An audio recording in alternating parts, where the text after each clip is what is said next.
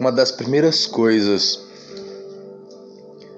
que você vai ter que aprender e ter na sua vida para servir a Deus em Cristo como único Senhor e Salvador da sua alma, principalmente você que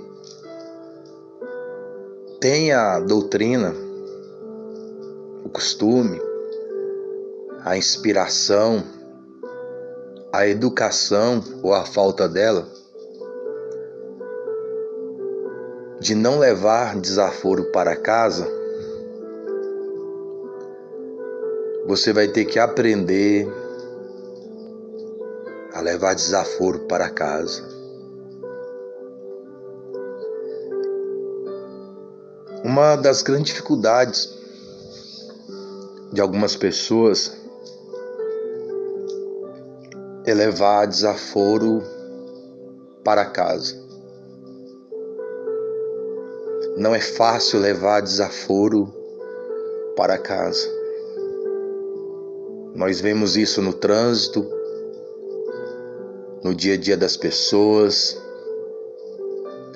a violência, as agressões, a intolerância,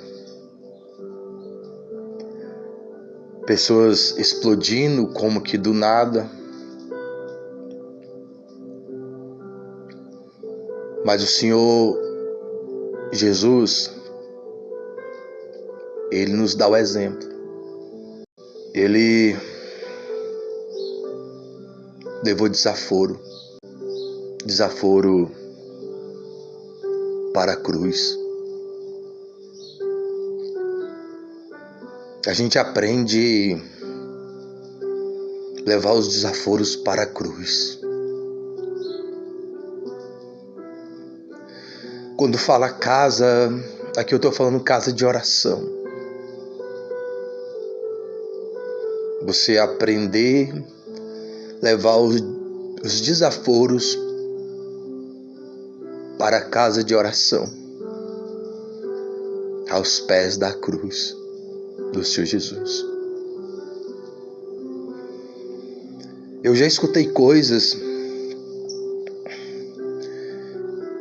escuto coisas que, se fosse no tempo que eu não buscava a Deus, eu já teria matado ou morrido, literalmente. Eu estaria preso no cemitério. E Deus foi me ensinando a levar desaforo para casa, para os pés da cruz do Senhor Jesus. Eu já escutei coisa de pessoas na igreja que eu não escutei de pessoas fora.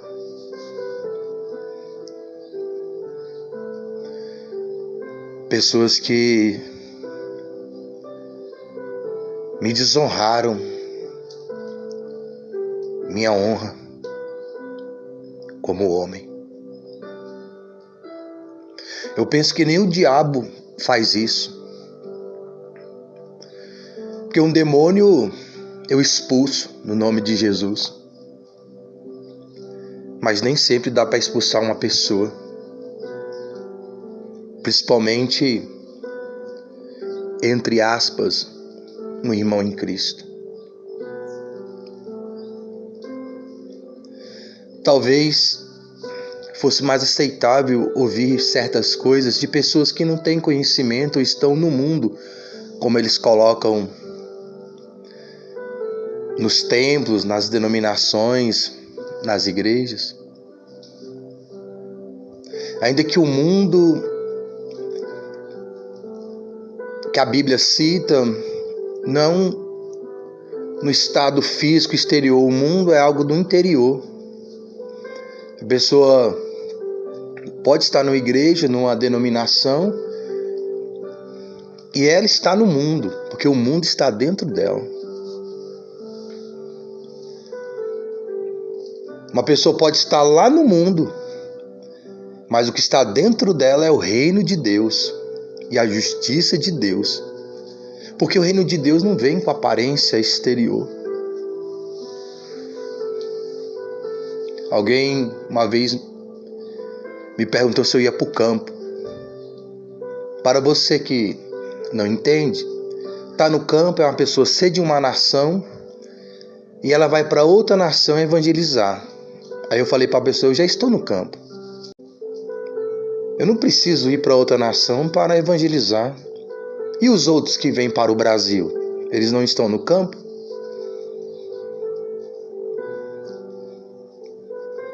Eu estou em Cristo, como único Senhor e Salvador da minha alma.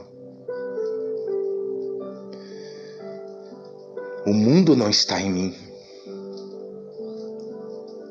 mas o mundo está em algumas pessoas, mesmo dentro das denominações. Eu já ouvi coisas. Quem me conheceu no mundo, estando no mundo, me vendo hoje buscar a Deus, nunca falaria uma coisa dessa.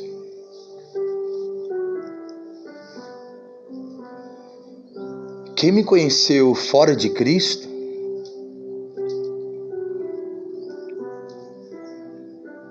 não conseguiria imaginar eu não vivendo uma vida de pecado. Uma vez eu estava num lugar e ali, juntamente com um conhecido meu, e tinha uma garota. E eu cheguei, nós nos cumprimentamos, eu e esse rapaz. Aí quando eu fui cumprimentar a moça, eu perguntei quem é. Ele falou, não chega perto. Não chega perto não. Não fala com ela não fala com ela não. Porque ele já me conhecia. Se eu andasse com uma garota na rua e eu falasse assim, não, ela é só minha amiga, não acreditavam. Ah, é só sua amiga? Não, é só minha amiga, só tô conversando. Eles não acreditavam.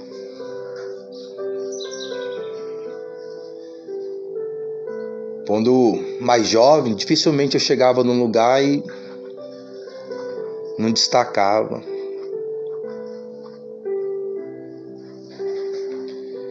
E eu vivia muito dentro desses aspectos. E depois que eu comecei a buscar a Deus, muita coisa mudou dentro de mim. Até meu gosto, a atração por certo tipo de mulheres.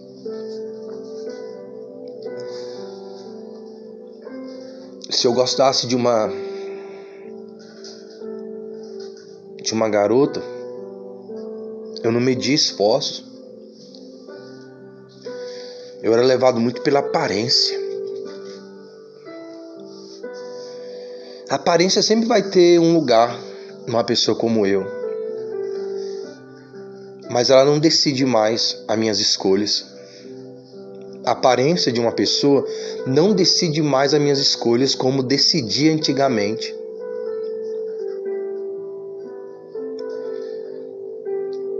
E hoje na igreja, eu escutei coisas que se uma pessoa escuta lá no mundo, tem pessoas, se escutarem isso lá no mundo, realmente acontece uma tragédia. E você precisa levar isso para casa. Você precisa levar desaforo para a casa de oração, para os pés da cruz. Porque são estratégias de Satanás somente quando Deus está fazendo algo muito grande na sua vida e logo vai se manifestar. Você precisa estar vigilante e atento contra setas e dardos de Satanás. Eu trabalhei num local. Quais todos os locais que eu trabalhei, praticamente eu era assediado. Eu entrei para fazer estágio no tribunal. Quando eu fui levar a minha documentação, lá tinha uma mulher. Quando a mulher me viu, a mulher falou assim: se eu tivesse esses olhos, eu não ficava sem dinheiro. Eu fingi que não escutei aquilo. Sofria muita perseguição dos funcionários públicos, trabalhando de vigilante na parte da segurança, privatizado. Os homens ganhando ali, quem sabe, até 10 vezes mais do que eu. E as mulheres que eles se interessavam, algumas delas se interessavam por mim. E esses homens não gostavam de mim também por causa disso. Porque um homem, ele se vê melhor do que o outro, não é pelo músculo, não é pelo abdômen travado, ainda que há, mas geralmente é por dinheiro. Então, se um homem ele tem dinheiro, ele se julga melhor do que o outro, até para ter a mulher do outro. Isso é em toda história. E a mulher é a beleza. Tanto é que é frustrante para uma mulher quando ela como que perde o seu companheiro, namorado, noivo, por uma pessoa que ela considera ou realmente seja até mais feia do que ela. Aquilo para ela é um absurdo, mas às vezes é uma beleza interior que o outro viu, com outros aspectos. Mas a beleza exterior para a mulher é muito forte. E uma questão financeira. Se ele pede a mulher dele para outro que ganha menos, e ele ganhando mais, para ele é como uma coisa, no mesmo contexto para a mulher, é um absurdo. E ali, homens querendo estar com fulano, ciclano, e a fulana, ciclana querendo estar comigo, e eu firme com o Senhor. Isso é mais frustrante ainda, eu acredito. Dos serviços gerais, funcionárias públicas. Tinha uma funcionária que até os homens falavam que ela foi uma das mulheres mais lindas do tribunal na época. Essa mulher, uma vez na portaria, ela pulou em cima de mim, me abraçando. E eu me mantive firme com Deus e profissionalmente também.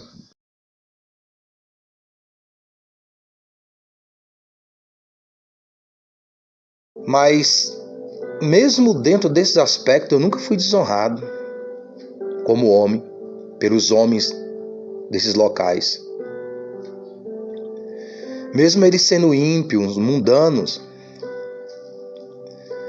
eles não me desonravam como homem. Eles ficavam com raiva de mim.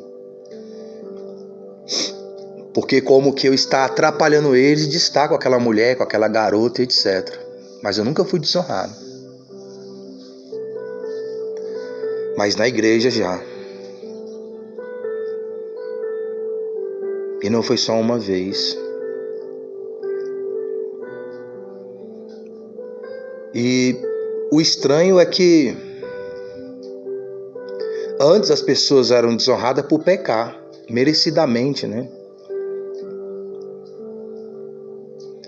Uma pessoa, ela adultera, ela se prostitui ali com as irmãs da igreja. Nós estamos vendo muito caso aí de, entre aspas, pastores tendo relação com as mulheres de onde ele supostamente pastoreia, obreiros, com moças solteiras, tirando a honra das virgens, outros de mulheres casadas, amigos, conhecidos. As pessoas vão na igreja e o pastor tem coragem de dormir, de ter relação com a esposa de outro homem que estão precisando de ajuda. Graças a Deus, lá onde eu congrego lá, o pastor não tem isso, porque parece que tá uma epidemia de pessoas assim. As pessoas adulterando, se prostituindo em uma igreja, no culto que deve ser santo e puro a Deus. Uma mulher que vai se aconselhar com o pastor e ele se deita com ela. Ela dando lugar ou não, não é o papel dele esse. O papel dele é ser um restaurador de família, restaurador do lar.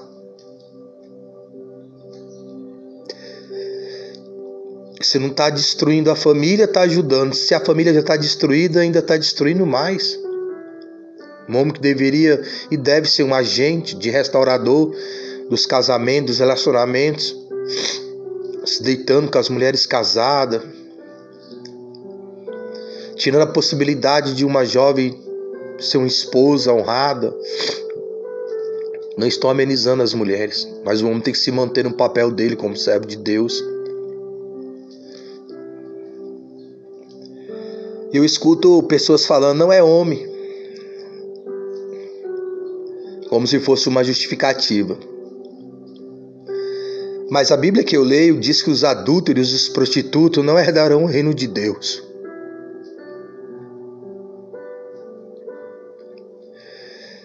Cuidado para você não falar o que quer e ouvir o que não quer.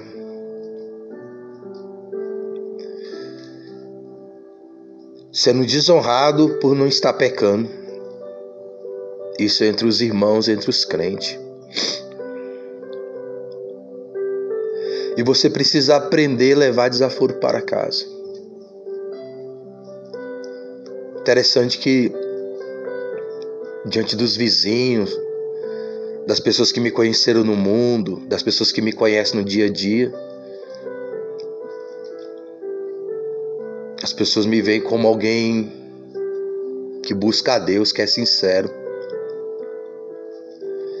Se eu sou, eu não vou fazer esse julgamento a meu respeito, eu apresento a Deus. Mas na igreja, no meio dos crentes. E você precisa aprender a conviver com isso. Deixar de congregar, deixar de lutar é coisa de covardes. As pessoas estão se acovardando, estão transferindo a sua covardia por certas situações que acontecem nas igrejas. Talvez você tenha encontrado pessoas para te apoiar aqui, mas quando você chegar diante de Deus, Ele não vai apoiar a sua covardia. O Senhor Jesus, Ele não foi covarde. Ele não fugiu da cruz. Pedro, inspirado por Satanás, falou que ele não deveria morrer na cruz. E ele falou para Pedro, para trás de mim, Satanás. Há uma cruz, há uma aflição, há uma angústia, há um batismo de fogo por ser fiel a Deus. As nossas obras são provadas como o fogo prova o ouro, a pureza do ouro. E as impurezas têm que cair por terra, para que fique somente a pureza, o ouro, a santidade, que sem ela ninguém verá a Deus. Então eu trabalhava num local e uma mulher ligou.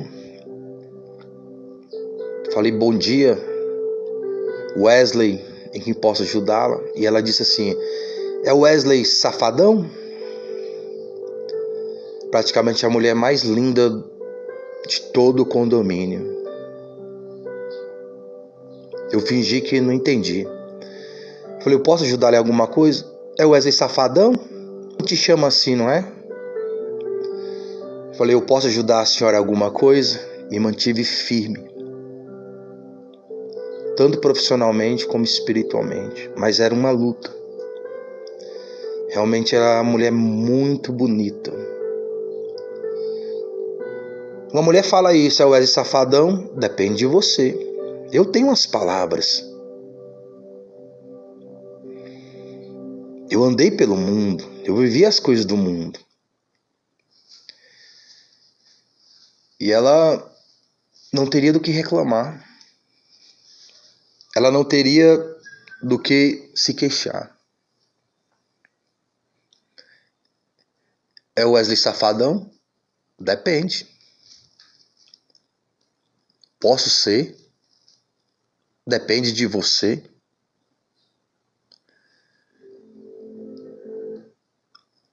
Mas eu me mantive naquilo que creio. Levava coisa para mim lá,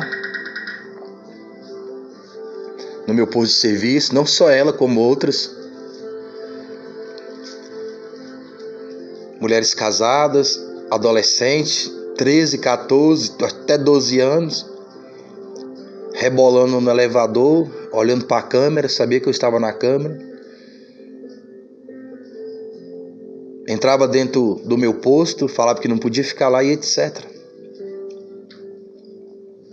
E o pessoal lá dos serviços gerais, os outros colegas de serviço, ninguém me desonrava por isso, muito pelo contrário. Era um motivo de honra como servo de Deus, até diante de quem está no mundo. De pessoas que não frequentam igreja. Mas na igreja uma pessoa já... Eu ia colocar a terceira pessoa, mas eu vou colocar, foi comigo mesmo. Conversando com uma pessoa, ele fez uma insinuação. Ele perguntou para mim se eu não pensava em mulher. Já pensou se eu falo assim? Penso. Eu penso na sua. Todo dia eu penso na sua mulher. Mas você precisa levar desaforo para casa. Outro veio com a mesma conversa. E eu poderia ter falado coisa semelhante para ele também. A gente pode fazer o teste na sua mulher. Está disposto? Ou algo parecido. Cuidado, para você não falar o que quer e ouvir o que não quer. Então, sendo desonrado por não estar me prostituindo, sendo desonrado por não estar adulterando, sendo desonrado por não estar dando em cima da mulher deles, do meu próximo, está sendo desonrado por não estar prostituindo as suas filhas. Parece, eu até falei, você gostaria que alguém pegasse sua filha e bagunçasse sua filha? Ele disse não. Falei, pois é, que casamento não é só casar. Tem outros aspectos dentro de um casamento.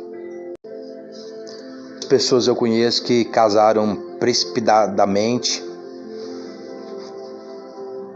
e hoje não estão juntas.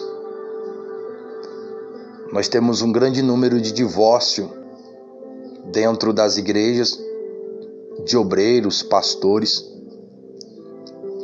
Interessante que as mesmas que falam certas coisas vão ser as mesmas que vão criticar depois. Muito divórcio dentro das igrejas. Pessoas que estão aí terceiro, quarto relacionamento, casamento. Moças e rapazes que namoraram quase com a juventude toda. Claro que eu extrapolando, mas pessoas que você conhece uma jovem, ela já namorou no mínimo ali com uns 3 da mesma congregação, namorou com outros de outra congregação, os rapazes também. Se naquela época que as pessoas levavam o relacionamento mais na presença de Deus e ainda assim temos bastante divórcio hoje, imagine os daqui para frente, onde essa geração não tem convicção da vontade de Deus, não consegue aguardar um noivo aqui, tem que ficar experimentando.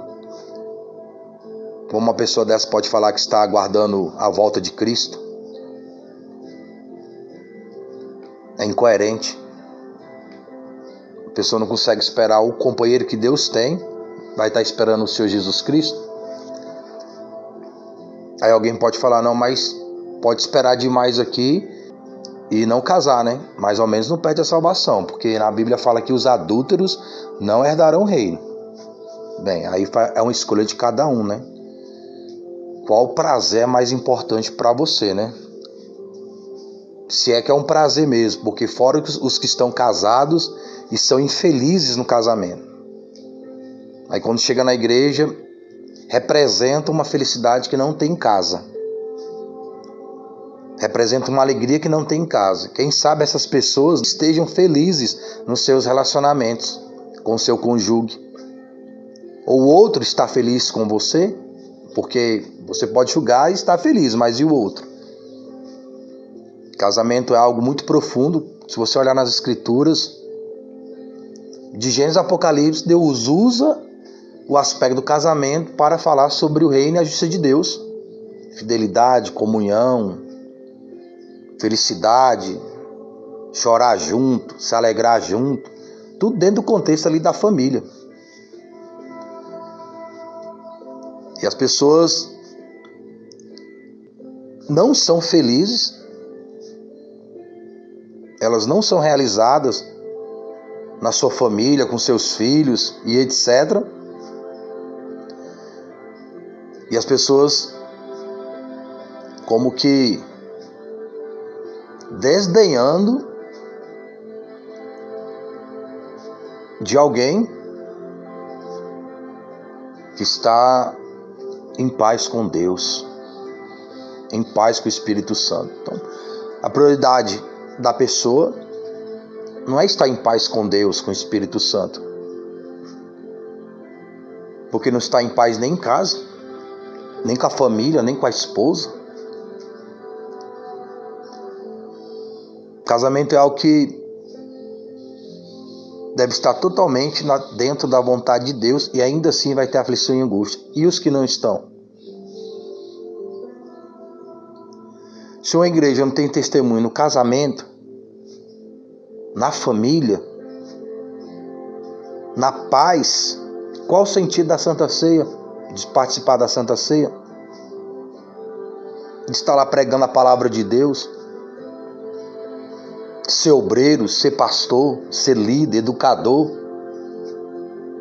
Qual o contexto?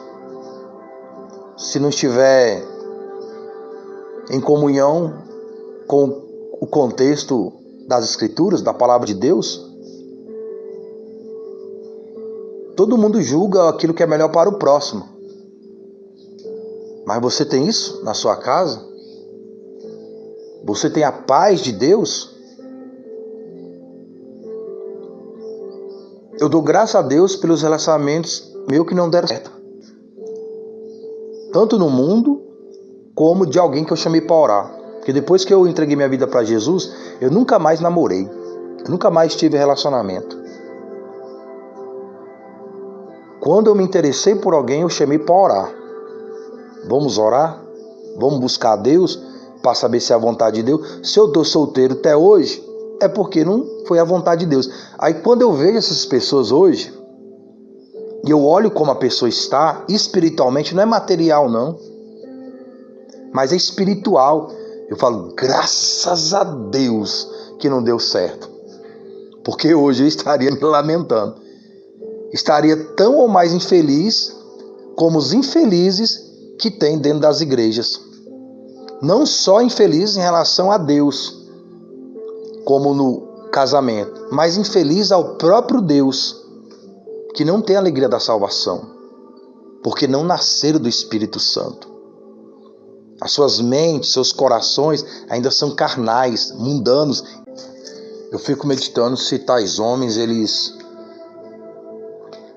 como que ficam no culto cobiçando, né, as mulheres dos outros, né? Quando a pessoa usa esse jargão, né? Não, sou homem, é homem. Então, assim, ele está justificando o seu próprio adultério, a sua própria prostituição, a sua própria lascívia, a sua própria fornicação, como que dizendo que por ele ser homem ele pode estar cobiçando. Pessoas assim, eu fico pensando se estão no culto, cultuando a Deus, ou se estão cultuando a mulher do próximo. A Bíblia fala que a boca fala do que o coração está cheio. Eu cresci dentro de um contexto de respeito, mesmo no meio dos meus conhecidos de infância, de adolescência, de mundão, sempre nos tratamos com respeito. Tem pessoas que são criadas dentro de um aspecto de brincadeiras, dar tapa na cabeça do outro, falar que tá pegando a mulher do outro, dar tapa no bumbum. Ficam falando ali que eu não gosto nem de repetir, mas fica ali se tratando como pessoas que gostam do mesmo sexo, etc. A minha rapaziada, de onde eu vim, a gente não foi criado assim não. Nem lá no mundo. No mundo a gente não tinha essas conversas. Sempre foi tudo com muito respeito.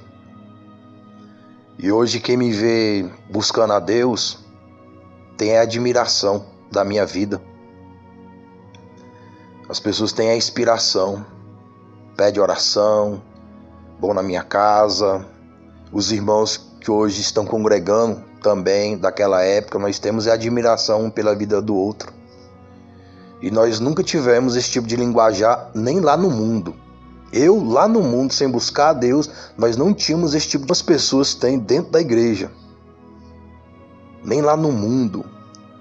Porque é uma questão de respeito.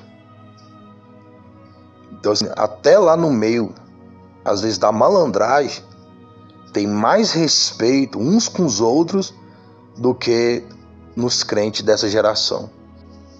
Na minha geração de amizades, isso fora de Cristo, não tinha esse negócio de um ficar dando em cima da namorada do outro. Não tinha espaço para essas coisas. Eu não cresci dentro desses aspectos, como é aspectos de algum lá no mundo e até dentro das congregações. A pessoa tem um hábito lá no mundo e ele continua com esses mesmos hábitos congregando. Porque não teve uma mudança no seu coração, não teve uma mudança na sua mente. Ele é a mesma velha criatura lá do mundo. Ele só mudou de ambiente. Mas o que está dentro dele é o mesmo ambiente de quem está lá no mundo. E tem pessoas que estão lá no mundo que não tem esses aspectos. A pessoa tem honra. A pessoa sabe o que é honra.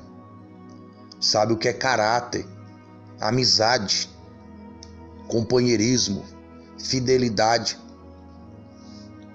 E porque eu não ando pecando, porque eu não fico dando em cima das mulheres, solteiras ou casadas, aí eu escuto coisas como essa na igreja. Coisas que se fosse em outra época, alguém ali só não ia morrer. Alguém ali só não ia morrer se Deus não permitisse. Ou algo parecido.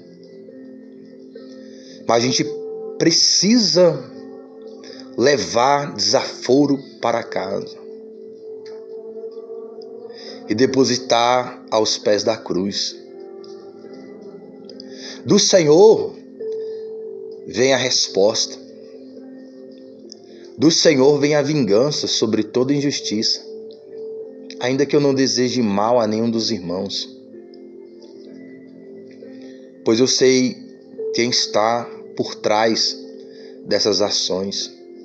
Nem todos são de Deus, nem todos são nascidos do Espírito Santo. Há joio e há trigo no meio da plantação. E o arrancar não é comigo.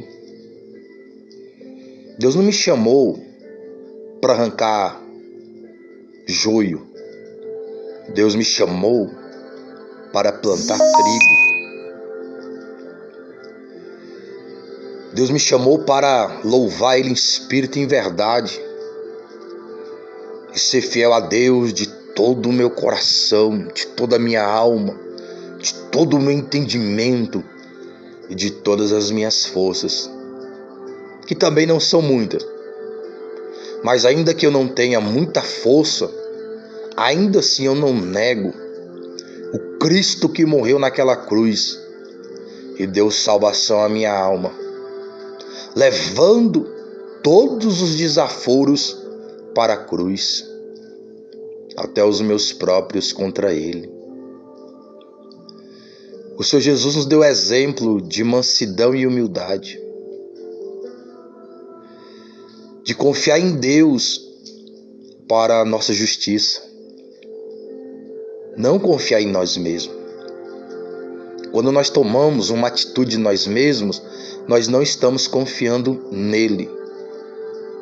Eu poderia tomar uma atitude de mim mesmo, e até tentado a gente fica a tomar atitude de nós mesmos, mas Deus não me chamou para isso. Deus não me chamou para agir conforme a carne, conforme o ego, mas Deus me chamou a agir conforme o Espírito Santo dele, o Espírito Santo de Deus. Situações onde pessoas vieram me agredir, eu poderia ter quebrado o braço, o pescoço, mas eu me mantive fiel nesse aspecto. E a pessoa ainda leva calúnia, que também faz parte. Ser caluniado, ser injuriado, amaldiçoado, não porque está pecando, não porque está adulterando, se prostituindo, mas por ser fiel a Deus. E é do agrado do Pai que nós passamos injustiça por ser fiel a Ele. Porque se você passa uma situação por dar motivo, é outro contexto. Se você se prostitui, se você adultera e quer ser tratado como alguém que teme a Deus, então você precisa se arrepender. Você precisa se converter, confessando Cristo sinceramente como único Senhor e Salvador da sua alma. Porque essa confissão de Cristo como único Senhor e Salvador da alma é o arrependimento real do pecado e da iniquidade. Não é se vitimizar, mas é assumir o pecado e assumir o erro, para que Deus o perdoe, porque encontrou lugar de arrependimento sincero e verdadeiro no seu coração. Nós estamos vivendo tempos difíceis ao congregar. Eu reconheço, é difícil congregar. É mais fácil ser crente onde não tem víboras, onde não tem serpentes. É mais fácil congregar só em casa, mas não é isso que a Bíblia ensina. O Senhor Jesus foi fiel, onde havia serpentes e víboras. O Senhor Jesus falou que nós deveríamos ser simples como uma pomba, mas prudentes como as serpentes. As serpentes nas congregações. Quando o Senhor Jesus e João Batista falou raça de víboras, ele não falou para os que estavam no mundo. Ele falou para os que estavam na igreja, no templo. Ele não falou para os de fora. Ele falou para os de dentro. Quando o Senhor Jesus fala como ovelha muda ao matadouro, é disso que ele está falando. Nós somos como ovelhas mudas para o matadouro. Você precisa aprender a levar desaforo para a cruz. Se derramar na presença do Senhor. Para não permitir Satanás, que anda ao derredor, tragar a sua alma. Pois a palavra de Deus nos diz que aquele que há de vir, virá, e não tardará, e cada um receberá segundo as suas obras. E a palavra de Deus diz também que cada um de nós dará conta de todas as palavras ociosas que falamos. Fique com Deus, tudo de bom e boa meditação das coisas do alto.